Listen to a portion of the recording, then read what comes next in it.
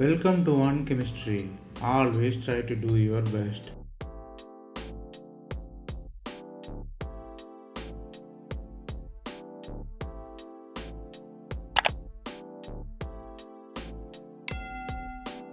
Now, let us see about 100 conversion in organic chemistry. We are seeing it as episodes. This is the episode number 83. If you didn't watch previous episodes, I encourage you to go and see. Here, we solve 5 problems step by step. Stay tuned.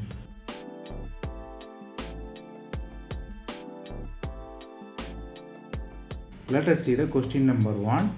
The starting metal have linear chain with alkene on the terminal and you have syn-methyl groups. You are using the heat.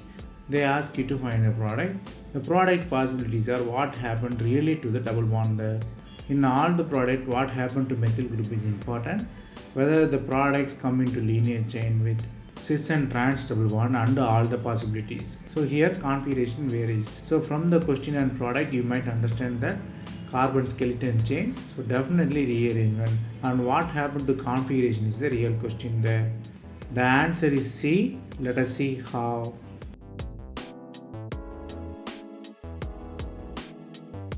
Starting metal you have terminal alkene. So you have to think of the rearrangement. So we rewrite the molecule to bring together the alkenes there. So you bring together the double bonds are synced to each other. So there can be the possibility of sigmatropic rearrangement. But we have to maintain the configuration. So we rewrite it to the chair form there. Chair form we maintain the syn. So we rewrite it to chair form. 2 methyl groups are above. 2 methyl groups are above means it should be axial and equatorial.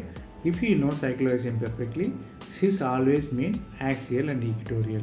So once we conduct the rearrangement, you have new bonds and new double bond formation.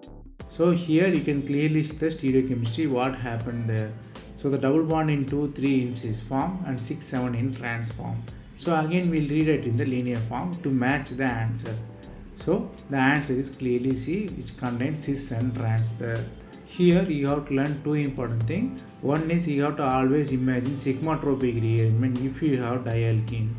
It can be imagined easily if you read the structure perfectly for the rearrangement. Second thing is for the configuration, if you do in the chair form of cycloism, it will be easy. The final prediction of cis and trans will be very easy and you can find it absolutely.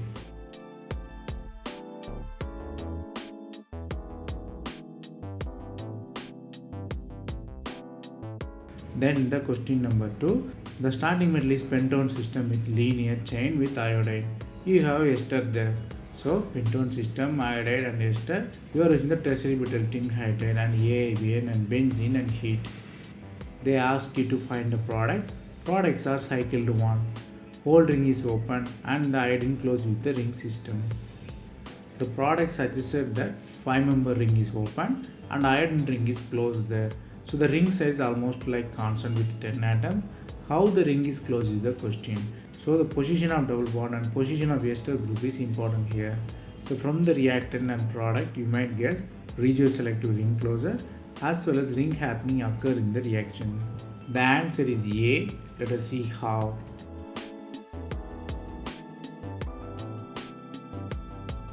You have starting metal with iodide. You are using the tertiary butyl tin hydride and AIBN.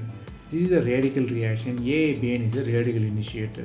What really it do is break the weak bond, it create the radical. So iodine become radical there. So radical formed at iodine position. Then you have to quench the radical. So what really happens is it attacks the vulnerable carbon there. It's a kind of nucleophilic attack.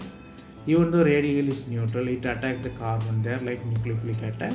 So you have radical formation again.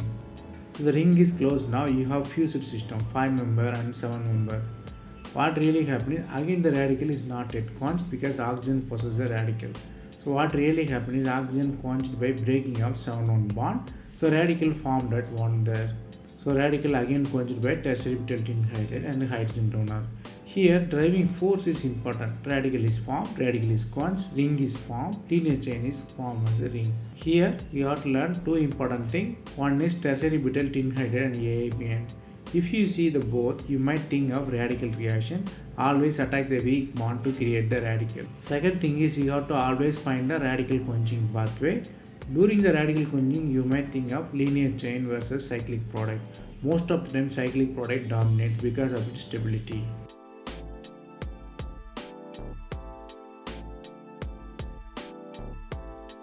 Then the question number 3. The starting metal is a 4-member cyclic lactone, which is the ester there, and it attached with trichloromethane, which is below the ring. You are using the aluminium. You are using the substituted aluminum chloride and benzene and 5 degrees Celsius at the temperature.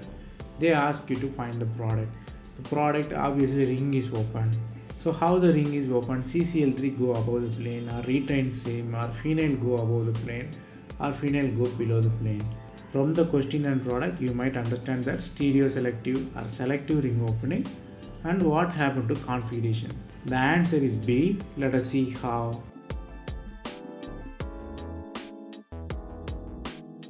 The starting metal you have cyclic ketone, which is lactone. You are using the aluminum, which is the Lewis acid. So what really happens is ring strain. Lewis acid abstract the proton and oxygen. It's a kind of protonation. Instead of proton, here Lewis acid is there. So the oxygen is kind of positive charge. So oxygen possesses the positive charge. So due to the ring strain, ring is open. Acyl cation is stable because of its oxygen. So acyl cation is formed. Aluminum compensates with the oxygen there. Next step, you are using the benzene. So you might guess it's just a electrophilic reaction. It attacks the benzene. The next step, by losing the hydrogen, it gained the aromaticity. Typical electrophilic reaction. Here, from the reactant to product, you might guess the stereochemistry don't play any role here because they given for confusion. So you have to think accordingly. Here you have to learn two important things.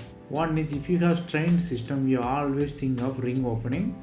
Ring open to the stablest form. Here acyl cation. Second thing is, always think of the driving force for the reaction. First step, ring strain force the ring opening. Second step, aromatization.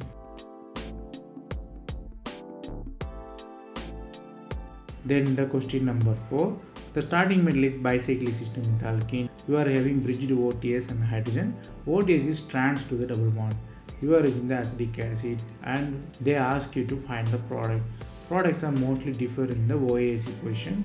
The product is mostly acetylated product. What happened to OAC? Whether it is syn or whether it is anti, or the ring is contracted to 5-member and 4-member, and the fate of OAC is the real question here.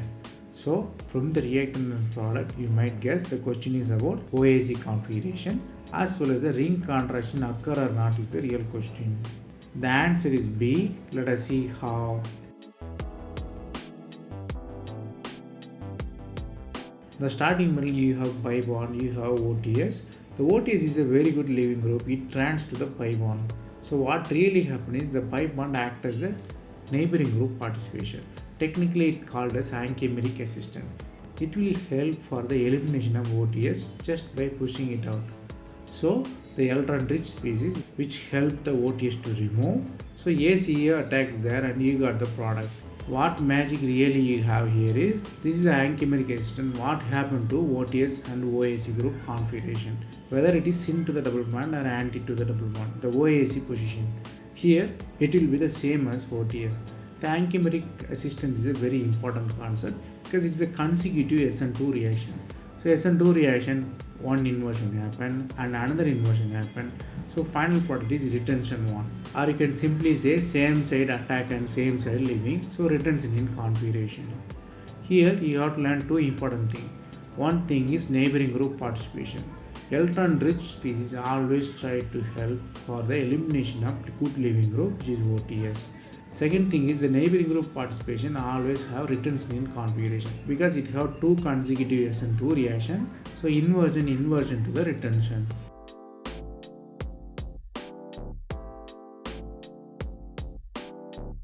Then the question number 5. Starting metal is the aldehyde which attached with the chiral carbon, which is with methyl and phenyl. And you have organosilane and you have titanium tetrachloride. They ask you to find the product. Here the products are mostly differ in the position of CH3 and OH. What happened to CH3 OH? Whether they are syn or trans or the mixture with major or mixture with major anti-position. It's all about syn and anti. Here you have to understand that definitely new CC bond is formed and the stereochemistry of CH3 and OH is the real question. The answer is C. Let us see how. The starting metal you have ketone and you have titanium tetrafluoride. It's a kind of acid there. So titanium tetrafluoride is there. You have selene. Selene supply the anion there because it's the organo compound. It supply the anion which is allyl anion. So where it will attack there? Whether it can attack in the same position or different position of CH3. Here it attacks against the CH3 because CH3 creates the steric effect. So the allyl group attack on the less crowded side. So you have the OH come above the plane. There is another possibility which is minor because the methyl is not bulky enough, so you have mixture here. So OH can be below also. So the major will be the less crowded attack which is OH above. Since methyl is not bulky enough, you have mixture here. So OH below also possible. So the product is clearly C, which CH3 and OH are seen to each other. Here you have to learn only one important thing, which is the Cramp's rule. Cramp's rule says that the nucleophilic attack on the carbonyl always occur at the less crowded space, always occur between the smaller and medium group, not with the large group.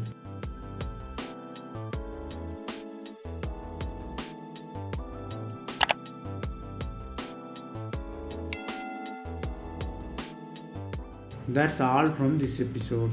I hope it was easy. Thanks for watching. If you have any suggestion, comment below. Stay tuned for next episode.